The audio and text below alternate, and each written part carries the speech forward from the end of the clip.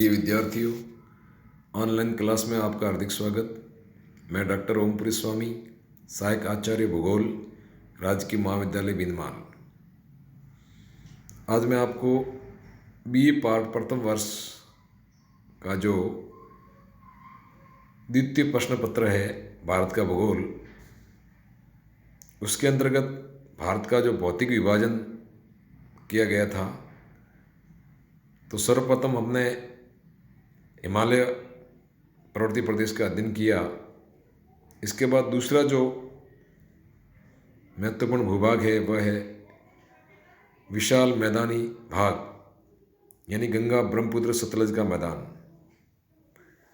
उत्तर का मैदान हिमालय के दक्षिण में पूर्व से पश्चिम में अवस्थित है, जिसके दक्षिण में प्रायद्वीपीय पठार स्थित है। इसकी कुल लंबाई सिंधु के डेल्टा से गंगा के मुहाने तक 3200 किलोमीटर है, लेकिन रावी सतलज के किनारों से लेकर गंगा के डेल्टा तक इसकी लंबाई 2400 किलोमीटर तथा चौड़ाई 150 से 500 किलोमीटर तक है। यह सबसे संकरा असम घाटी में है, जहाँ इसकी चौड़ाई 90 से 100 किलोमीटर है, लेकिन यह बंगाल में अधिकतम 400 किलोमीटर चौड़ा है तथा पश्चिम में पाकिस्तान के सहारे 500 किलोमीटर तथा तक चौड़ाई पाई जाती है। इसका कुल क्षेत्रफल 7,77,000 वर्ग किलोमीटर है, जिसमें सिंधु का मैदान, पंजाब हरियाणा का मैदान, राजस्थान का मरुस्थलीय भाग, गंगा का मैदान तथा असम की ब्रह्मपुत्र घाटी सम्मिलित है।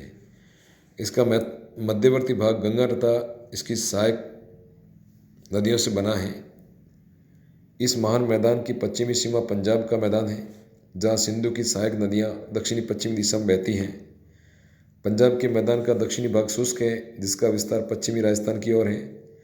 पश्चिमी राजस्थान वास्तव में गंगा सिंधु मैदान का एक भाग है, लेकिन वर्तमान में यह एक भिन्न भूदृश्य के चक्र से गुजर रहा है, जिस कारण इसकी पहचान पश्चिमी शुष्क मैदान के रूप में प्रत्यक्ष की जा रही है। ये मैदान उत्तर में हिमालय पर्वत एवं दक्षिण में प्रायद्वीपीय भारत से आने वाली नदियों द्वारा लाए गए जलोढ़ पदार्थों के जमा होने से बना है। जलोढ़कों के जमाव का यह क्रम लाखों वर्षों से जारी है तथा प्रतिवर्ष यहाँ जमाव होता रहता है। ऐसे निरंतर जमावों की परतें यहाँ की मृदा परिच्छेदिका में देखी जा सकती है। इस प्रकार यह एक प्रकार का अभिवृद्धिक मैदान है, जहाँ 2000 मीटर की गहराई तक जलोढ़ जमाव मिलते हैं। इसकी औसत गहराई 1300 से 1400 मीटर के मध्य है। इसकी सर्वाधिक गहराई हरियाणा के अंबाला, यमुनानगर तथा जगाधरी में 8000 मीटर तक है। इस मैदान का औसत ढाल 25 सेंटीमीटर प्रति किलोमीटर से भी कम है। तराई प्रदेश से गंगा के डेल्टा तक की औसत ऊंचाई मात्र 200 मीटर है। गंगा एवं सिंधु नदियां के डेल्टा प्रदेशों में काफ़ी भिन्नता है। गंगा का डेल्टा झारखंड में राजमहल की पहाड़ियों से बंगाल की खाड़ी तक लगभग 430 किलोमीटर चौड़ा है तथा 480 किलोमीटर लंबा है, जबकि सिंधु का डेल्टा चिनाब की पहाड़ियों से अरब सागर तक 960 किलोमीटर की लंबाई में विस्तृत है, जबकि इसकी चौड़ाई 160 किलोमीटर ही है। गंगा के डेल्टा में निक्षेपों की मात्रा अधिक है तथा निक्षेपित पदार्थों के कण बारीक हैं व अवसादों की गहराई भी अधिक है। इसके विपरीत सिंधु डेल्टा में निक्षेपों की मात्रा कम व कण मोटे तथा अवसादों की गहराई कम है। उत्तर भारत के विशाल मैदान को स्थलाकृतिक भिन्नताओं के आधार पर 5 उप विभागों में विभाजित करते हैं। पहला है बाबर मैदान या बाबर प्रदेश। यह शिवालिक का जलोढ़ पंख कहलाता है। बाबर का मैदान शिवालिक के तलचटी या तलहटी में सिंधु से तिस्सा नदी तक लगभग 8 से 16 किलोमीटर की चौड़ाई में फैला हुआ है। इसकी औसत ऊंचाई 200 से 300 मीटर है। यह एक प्रकार का पर्वतपदीय मैदान है। यहाँ शिवालिक के ढालों पर तेज गति से बहने वाले नदी नालों के साथ आए गए कंकड़, पत्थर, रेत, बजरी आदि के जमा होते रहते हैं। क्योंकि बाबर में आते ही इन नदी नालों की गति धीमी पड़ जाती है, जिससे ये जलोढ़ यहीं जमा कर देती है। इस प्रकार के जमाव काफ़ी पारंगम्य होते हैं, जिनसे होकर लघु सरिताएँ ग्रीष्म ऋतु में भूमिगत हो जाती हैं। यहाँ केवल बड़ी नदियाँ ही सतह पर प्रवाहित होती हैं। इस प्रकार कंकड़ पत्थर युक्त मैदान को बाबर का मैदान भी कहते हैं। दूसरा है तराई मैदान। यह हिंदी के तर शब्द से बना है। यह बाबर के लगभग समानांतर फैला है, जहाँ बाबर में भूमिगत हुई नदियाँ पुनः धरातल पर प्रकट होती हैं। यह प्रदेश 15 से 30 किलोमीटर की चौड़ाई में फैला हुआ है तथा इसमें प्रवाहित नदियों का कोई निश्चित प्रवाह मार्ग नहीं होने से जल फैल जाता है, फलस्वरूप दलदली धरातल बन जाता है।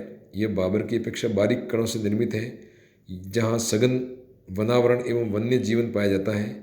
योजना काल में यहाँ कृषि विकास के कारण बड़े भाग पर वनों को साफ किया गया है, जबकि पूर्व में सघन वन व हाथी घास पाई जाती है। बांगड़ का मैदान। उत्तर के मैदान के बड़े भाग पर मध्य प्लीस्टोसीन तथा अभिनूतन काल के दौरान हुए जलोढ़ के जमाव मिलते हैं। सतलज के मैदान, गंगा का उत्तरी मैदान तथा नदियों के मध्यवर्ती भागों में बांगड़ प्रदेश का विस्तार पाया जाता है। इन पुरातन जलोढ़ जमावों वाले क्षेत्र को बांगड़ कहते हैं, जहाँ अब नदियों की बाढ़ का पानी नहीं पहुँचता है। यहाँ बाढ़कृत मैदान से ऊपर जलोढ़ वेदिकाएँ बनी हुई हैं तथा कहीं कहीं चूनायुक्त कंकड़ी मिट्टी भी मिलती है। इसमें नमी कम होती है, जिसे कंकड़ भी कहते हैं। कहीं कहीं इसमें लवणीय एवं क्षारीय क्षेत्र भी मिलते हैं, जिसे कल्हड़, रेह, धूड़ कहते हैं। भूजल स्तर काफ़ी गहराई में मिलता है। बांगड़ भूमि का सर्वाधिक विस्तार पंजाब एवं उत्तर प्रदेश में है। बांगड़ मैदान गंगा डेल्टा के उत्तरी भाग में, जमुना के पश्चिम में बांग्लादेश एवं पश्चिमी बंगाल में एक निम्न पठार के रूप में पाया जाता है। यहाँ इनका स्थानीय नाम बारिंद है। बारिंद में लेटराइट मिट्टी की प्रधानता पाई जाती है। इसी प्रकार बांगड़ में कहीं कहीं मिलने वाले बालू के ढेर को भूड़ कहते हैं। भूड़ एक तरंगित भूमि के रूप में पाए जाते हैं। इसमें जीवाश्म की प्रचुरता होने से मृदा गहरे रंग की होती है और ये बहुत ही उपयोगी मैदान होते हैं। चौथा है खादर मैदान। खादर ऐसी भूमि को कहते हैं या ऐसे मैदान को कहा जाता है जहाँ प्रतिवर्ष नवीन बाढ़ की मिट्टी जमा होती रहती है। पर्याप्त भूमिगत जल भंडार मिलते हैं। प्रतिवर्ष नवीन जमावों से मृदा की उर्वरता बनी रहती है। इसे उत्तर प्रदेश में खादर तथा पंजाब में बैठ कहते हैं। ये मैदान नदियों के किनारों के सहारे मिलते हैं। पंजाब एवं उत्तर प्रदेश के अतिरिक्त बिहार एवं पश्चिमी बंगाल में भी खादर की अधिकता है। इसका निर्माण उत्तर प्लीस्टोसीन काल में हुआ, जो वर्तमान तक भी जारी है। पांचवा भाग है डेल्टा मैदान। ये खादर के ही विस्तार हैं, जो गंगा के निचले भागों में करीब 1.9 लाख वर्ग किलोमीटर में स्थित है। डेल्टा प्रदेश की उच्च भूमि को चार और दलदली क्षेत्र को बिल कहते हैं। उत्तर भारत में विशाल मैदान में जलोढ़ों का जमाव प्लीस्टोसीन युग में ही प्रारंभ हो गया था। इसके अंतर्गत शिवालिक के पर्वतीय भागों से प्रवाहित नदियों द्वारा जमा किए गए पदार्थों से दो प्रकार के उच्चावच लक्षणों का निर्माण हुआ है। एक जलोढ़ शंकु एवं जलोढ़ पंख तथा दूसरा अंतःशंकु। प्रवृत्ति क्षेत्र से उतरते ही नदियां तलछटों का जमाव करने लगती हैं। ये जमाव त्रिभुजाकार होते हैं। इन त्रिभुजाकार जलोढ़ जमाव को ही जलोढ़ शंकु कहते हैं। जब ये आगे से थोड़ा गोलाकार रूप ले लेता है तो जलोढ़ शंकु कहलाता है। हिमालय से निकलने वाली नदियों में घाघरा के अतिरिक्त सभी नदियां जलोढ़ शंकु बनाती हैं। व्यास, रावी व तिस्सा नदियां संयुक्त शंकु बनाती हैं। दो शंकुओं के बीच का भाग अंतःशंकु कहलाता है। अनेक बार जमावों के दौरान शंकु एवं अंतःशंकु परस्पर मिल जाते हैं। इस प्रकार उत्तरी हिमालय के नीचे यानी दक्षिण में उत्तर भारत का विशाल मैदान फैला हुआ है।